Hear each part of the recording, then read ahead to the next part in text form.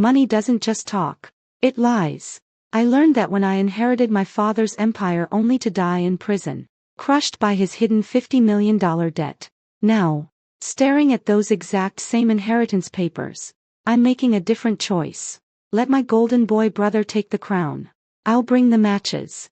Gasping for air, my eyes snapped open. I expected to smell the stark metallic stench of the federal penitentiary infirmary. I expected to feel the searing pain of the makeshift shiv that had just been driven into my ribs between the third and fourth vertebrae. Instead, my lungs filled with the scent of aged mahogany, stale espresso, and expensive Tom Ford cologne.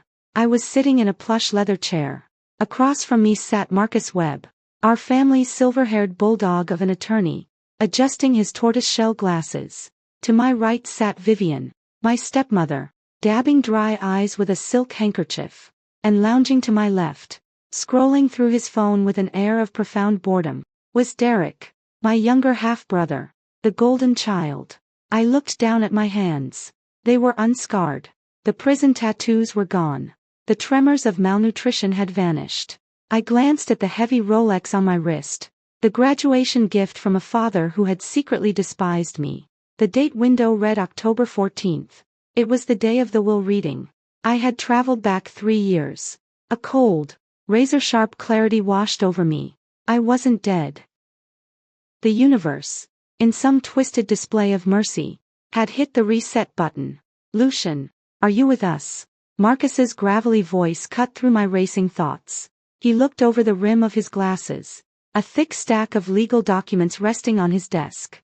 I know this is a difficult day, but we need to proceed. Your father's estate is complex. Complex. That was the understatement of the century. In my previous life, I had leaned forward at this exact moment, desperate to prove my worth to a dead man. My father, Richard Bell, had built Bell Logistics from a single rented truck into a nationwide supply chain behemoth. I had spent 10 years working in the trenches, balancing the books, putting out fires, and managing the warehouses. Derek had spent those same 10 years in Ibiza, racking up DUIs, and investing in failed nightclub ventures. In my first life, when Marcus read the stipulation of the will, I had fought tooth and nail for the crown. The will dictated a choice. One brother would inherit 85% of the voting shares, the CEO title, and all the associated liabilities and subsidiary holdings of the primary corporation. The other brother would receive a severance package, a measly $2 million in cash, and full ownership of a defunct rural tech subsidiary called Apex Solutions. I had fought Derek for the 85%. I had argued, shouted, and ultimately threatened legal action until Vivian convinced Derek to let me have the company, framing it as me stealing his birthright. I took the CEO chair with pride. 3 months later, the floor fell out. Richard Bell hadn't been a genius businessman. He was a master illusionist. The company was a hollow shell propped up by toxic commercial real estate loans and a massive hidden $50 million mezzanine loan from Crestview Capital Partners, a private equity firm known for dismantling companies and ruining lives. My father had cooked the books using offshore shell companies to hide the debt. By taking the CEO title and the majority shares under the specific legal framework of the holding company, I had personally assumed fiduciary responsibility. When the SEC raided our offices, my father was already safely in an urn. Derek was skiing in Gestad with his $2 million, and I was holding the bag. I took the fall. 3 years in federal prison, ending in a fatal riot. Lucian. Derek snapped his fingers in my face, breaking my reverie. He smirked, adjusting the cuffs of his bespoke suit. Try to keep up, bro. We all know you want to sink your claws into the old man's chair, but let's at least hear Marcus out. I leaned back in my chair, interlacing my fingers, and let a slow, genuine smile spread across my face. The sheer unadulterated relief of knowing the truth was intoxicating. Go ahead, Marcus, I said softly. My voice didn't shake. Read it. Marcus cleared his throat and began reciting the dense legalese. It took 20 minutes to get to the core of the matter. The choice. The 85% controlling stake versus the $2 million payout and the worthless subsidiary. As soon as Marcus finished, Derek sat forward, his arrogance flaring. Look, Lucian. We all know Dad wanted me to be the face of the company. You're a great operations guy. Sure. But you don't have the vision. You don't have the network. I'm willing to let you stay on as COO. But I'll be taking the controlling shares. It's what Dad would have wanted. Vivian placed a manicured hand on Derek's arm, projecting a look of faux sympathy toward me. Lucian. Sweetheart. You have to admit Derek has a natural charisma. Running a billion-dollar empire requires a certain pedigree. You've always been so good with the spreadsheets.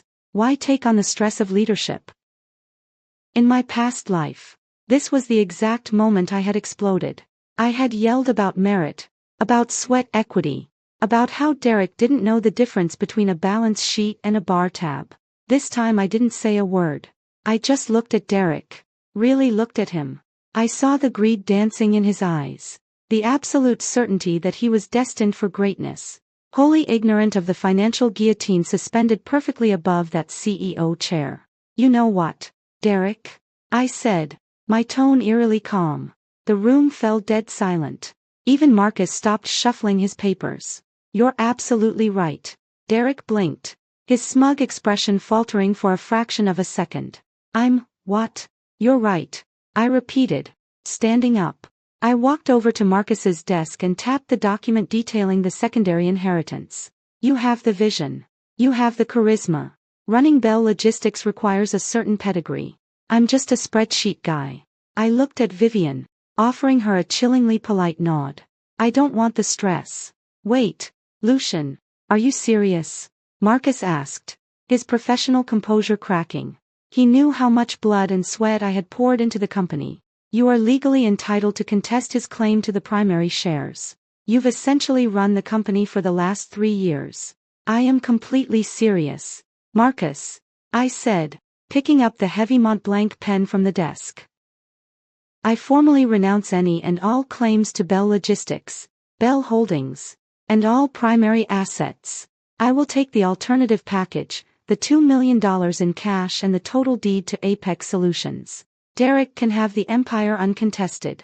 I signed my name on the relinquishment line with a flourish, the ink flowing smoothly. It felt like signing a pardon for my own execution. Derek stared at me, his jaw slightly slack, unable to process how easy it had been. He had geared up for a war, and I had simply handed him the keys to the castle. Slowly the shock morphed into a triumphant predatory grin. He thought he had broken me. He thought the sheer weight of his superiority had forced me to submit. Well, Derek chuckled, standing up and snatching the pen from my hand. Glad you finally know your place. Bro, don't worry. I'll make sure to send you a postcard from the new corporate yacht. He aggressively scrolled his name on the primary beneficiary line. With every stroke of the pen, he was legally binding himself to $50 million of untraceable high-interest, soul-crushing debt. I smiled. Enjoy the yacht, Derek. The air outside Marcus Webb's office tasted like champagne. The autumn wind biting at my coat felt like a baptism. I walked down the granite steps of the legal district in downtown Seattle, pulled out my phone, and immediately checked my bank balance. Pending transfer. $2 million. To a billionaire. It was pocket change. To a man who had just spent 3 years eating gray slop in a maximum security prison. It was the greatest war chest in the history of the world. But the real prize wasn't the cash. It was Apex Solutions. In my previous life, Apex was a joke, a dusty, outdated server farm sitting on a massive, barren plot of land in rural Washington. My father had acquired it in a bad poker game a decade ago and entirely forgot about it. When the company collapsed, the bankruptcy courts liquidated it for pennies. But I knew something nobody else in 2023 knew. That specific plot of land sat directly over a massive, unmapped subterranean aquifer. And thanks to a zoning loophole from the 1980s, it possessed grandfathered unlimited industrial power grid access. In exactly 8 months, the artificial intelligence boom was going to cause a massive data center land grab. Tech giants were going to scour the Pacific Northwest for locations with cheap cooling water and unlimited power. In my past life, while I was sitting in a cell, I read in the Wall Street Journal that the company that bought Apex's land flipped it to a major tech conglomerate for $120 million. It was entirely detached from the Bell Holdings umbrella. It was mine, free and clear. I hailed a cab and headed straight to my modest apartment. I had work to do. Meanwhile, Derek wasted absolutely zero time ascending to his throne. By the end of the week, the business columns were running puff pieces on the young lion of logistics. Vivian had hired a top-tier PR firm to paint Derek as a visionary prodigy stepping out of his father's shadow. I watched it all unfold from the comfort of my couch, eating takeout Thai food. Derek's first move as CEO wasn't to audit the company or check the warehouses. It was to relocate the corporate headquarters to a penthouse suite in a luxury high-rise, tripling the overhead rent. His second move was to authorize a $15 million corporate line of credit to purchase a fleet of private Gulfstream jets for executive transport. He was leveraging assets that didn't exist to buy things he couldn't afford, completely oblivious to the financial quicksand beneath his Italian leather loafers. 2 weeks after the will reading, I made my first major move. I walked into the unassuming, cluttered office of Sarah Jenkins. Sarah was a forensic accountant. In my previous life, she was the state star witness against me. She was the one who meticulously untangled my father's web of shell companies and offshore accounts, proving exactly how the $50 million was hidden. She was brilliant, relentless, and possessed a deep burning hatred for corporate fraud. "Can I help you?" she asked, peering over a stack of tax returns. "My name is Lucian Bell," I said, taking a seat uninvited. "I need to hire you. I need you to look into a company called Vanguard Horizon, LLC, registered in the Cayman Islands, and cross-reference its wire transfers with Bell Logistics." Sarah froze. Her eyes narrowed. Vanguard Horizon was the dummy corp my father used to siphon the Crestview Capital debt into the main company. Nobody was supposed to know about it. It took the SEC 2 years to find it in my past life. "Who told you about Vanguard Horizon?" she asked, her voice dropping an octave. "Let's just say I have a vested interest in the truth coming out," I replied, sliding a cashier's check for $50,000 across her desk as a retainer. "I want you to track every penny, build a complete dossier, and when it's ready, I want you to anonymously forward it to the enforcement division of the SEC and a reporter I know at the Financial Times." Sarah looked at the check, then at me. A slow, dangerous smile crept onto her face. "You're asking me to blow up your own family's company. I'm asking you to expose a fraud before it hurts innocent employees," I corrected smoothly. "My brother is the CEO now. He's not equipped to handle what's coming." Over the next month, the split screen of our lives was a study in profound irony. Derek was living like a Roman emperor. My Instagram feed was a constant barrage of his hubris. Derek popping champagne in Monaco. Derek standing in front of the new corporate jets. Derek giving interviews about his disruptive vision for modern supply chains. He was taking out personal loans against his 85% equity stake, buying a $12 million mansion in Bellevue, and throwing lavish parties for the city's elite. He felt invincible. But I knew the timeline. The $50 million mezzanine loan from Crestview Capital had a balloon payment of $8 million due in the first quarter. My father had been patching the holes by illegally borrowing from employee pension funds, a terrifying crime I discovered too late in my past life. Since Derek didn't even know the loan existed, he wasn't patching the holes. He was just spending the cash reserves. The first crack in the foundation appeared on a rainy Tuesday in November. I was at the Apex Solutions site overseeing the installation of a new high-efficiency fiber optic line when my phone buzzed. It was Marcus Webb. "Lucian." The lawyer's voice was tight, strained with panic. "I need you to come to the office now. I don't work for Bell Logistics anymore." "Marcus," I said casually, watching a crane lower a massive spool of cable into the trench. "Is there a problem?" "It's Derek," Marcus said, lowering his voice to a frantic whisper.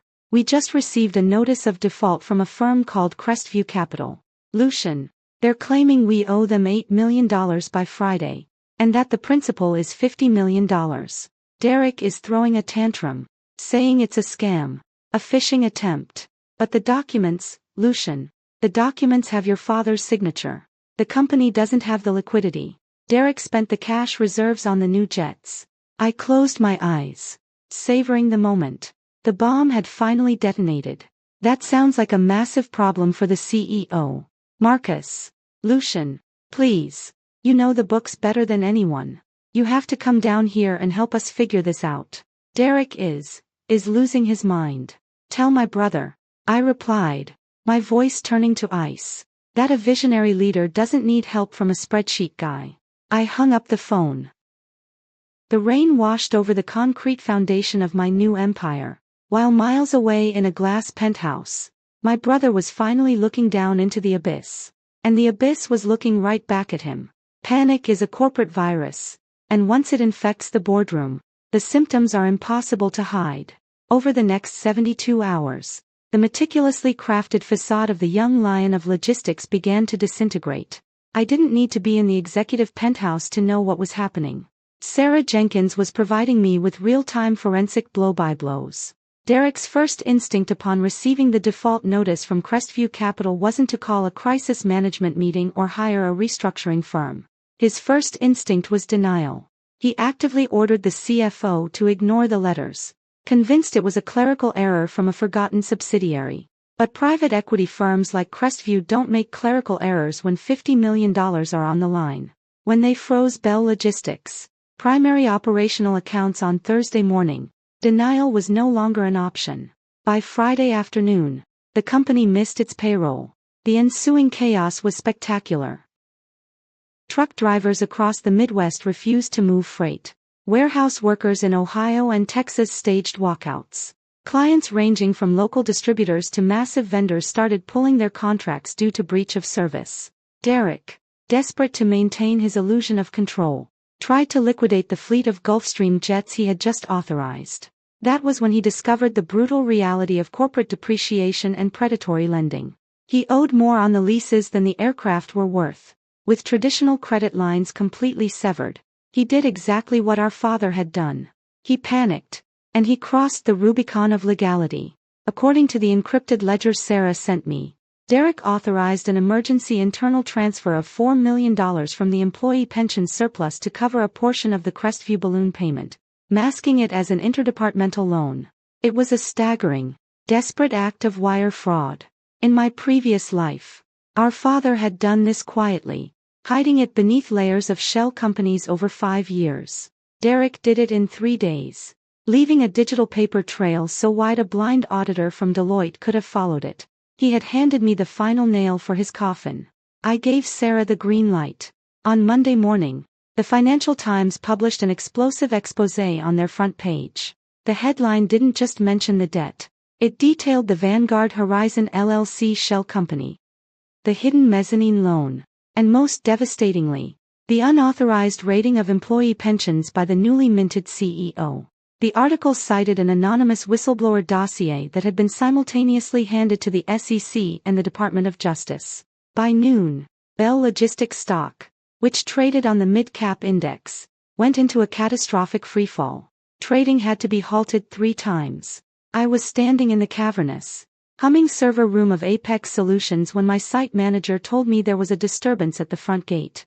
I walked out into the crisp Washington air to find Derek's silver Porsche Panamera parked diagonally across the gravel driveway, blocking a cement truck.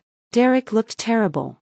The bespoke Tom Ford suit was rumpled. His tie was loose, and the arrogant mocking light in his eyes had been replaced by sheer unadulterated terror. He looked like a man who had finally realized he was standing on a trapdoor and the lever had just been pulled. Lucian, he gasped, jogging toward me, almost tripping over the uneven gravel. Lucian, thank God you're here. You need to come back. I crossed my arms, leaning against the chain-link fence. Hello, Derek. You're trespassing on private commercial property. Stop it, please. Have you seen the news? Have you seen what's happening? He ran a trembling hand through his hair. It's a setup. Dad set me up. He hid this massive debt. Lucian, $50 million. And now they're saying I stole from the pension fund. The board is calling an emergency vote to oust me. Vivian won't even answer my calls. Her lawyers just sent me a restraining order protecting her personal assets. Vivian always was a survivor, I noted dryly. But I'm failing to see how any of this is my problem. You wanted the crown, Derek. You signed for it. You knew. He yelled. his voice cracking with hysteria. You knew about the debt, didn't you? That's why you gave up the company so easily. You set me up to take the fall. I didn't forge Dad's signatures on those toxic loans, I said, my voice dropping to a dangerous quiet register. I didn't mandate the relocation to a penthouse we couldn't afford. I didn't buy 3 private jets on credit while the company bled cash. And I certainly didn't wire $4 million of blue-collar workers' retirement money into a private equity slush fund. Derek flinched as if I had struck him. How do you know about the wire transfer? Because, unlike you, I actually know how this business works, I replied. I spent 10 years building that company while you were partying in Europe. You thought leadership was just sitting in a big chair and giving interviews. You thought you were inherently better than me. Now you get to deal with the consequences of your own hubris. Please, Derek begged, actual tears spilling down his cheeks. He fell to his knees in the dirt, staining his expensive trousers. Lucian, you're the only one who can fix this. You know the books. You know the loopholes. Take the CEO title. Take the 85%. I'll transfer it all to you right now. Just help me stay out of prison. I looked down at the brother who had mocked me, belittled me, and gladly watched me take the fall in another lifetime. There was no pity left in my heart, only closure. The offer is declined, I said, turning my back on him. Get off my property, Derek, before I have you arrested for trespassing. You're going to need to get used to dealing with the police anyway. Federal mandates do not care about legacy, and the Securities and Exchange Commission does not knock politely. 72 hours after my confrontation with Derek, a fleet of black SUVs surrounded the glass tower of Bell Logistics' new headquarters. Federal agents flooded the penthouse, seizing physical documents, pulling hard drives, and freezing every remaining corporate asset. The footage of Derek being escorted out of the lobby in handcuffs, his coat pulled over his head to hide from the local news cameras, was broadcast on every major network. The charges were staggering: corporate malfeasance, wire fraud, breach of fiduciary duty, and embezzlement. Because he had signed the specific primary beneficiary documents under Marcus Webb's supervision, and because he had initiated the illegal pension transfer, he held absolute personal liability. He was facing 20 years in federal prison. Vivian, true to form, immediately filed for a protective divorce against my deceased father's estate, claiming she was a victim of financial abuse, and promptly relocated to a luxury villa in the south of France, severing all ties with her biological son. Marcus Webb quietly retired, recognizing that his failure to audit the Vanguard Horizon accounts would ruin his legal reputation.